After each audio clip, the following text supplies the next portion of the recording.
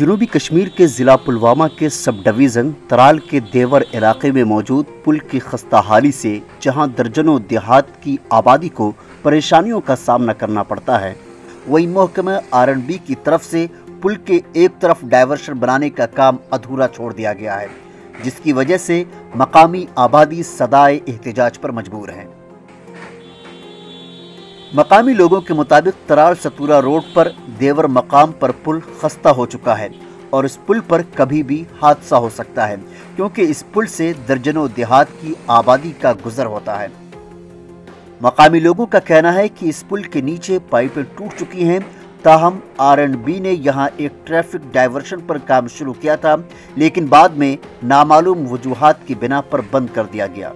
मकामी लोगों ने इंतजामिया से डायवर्शन पर फौरी तौर पर काम शुरू करने का मुतालबा किया है।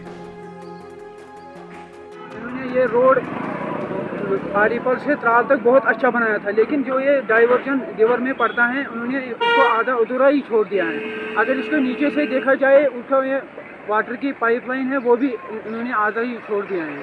हम रिक्वेस्ट करना चाहते हैं आपकी माध्यम से फायर अथॉरिटीज़ तक कि इसको जल्दी से जल्दी बहाल किया जाए, लेकिन हमें भी रोज़ रोज़ इसको आने जाने में दिक्कत हो रही है।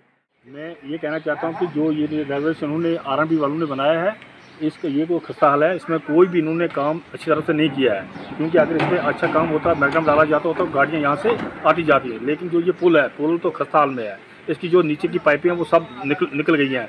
यहाँ लाखों लोग रहते हैं, लाखों गाँव हैं यहाँ, क्योंकि उनका बहुत मुसीबत हो जाएगा। अगर कोई हादसा हो जाए तो वो गवर्नमेंट उसकी जिम्मेवार खुद है। हमें डिमांड है कि जिसकी पुल को नया बनाया जाए ताकि ये हादसे से बच जाए। इस बारे में असिस्टेंट एग्जीक्यूटिव इंजीनियर R&B तराल का कहना है कि फंड्स वागुजार होने के साथ ही डायवर्शन पर काम शुरू किया जाएगा। तराल से ETV भारत के लिए शब्बीर भट्ट की रिपोर्ट।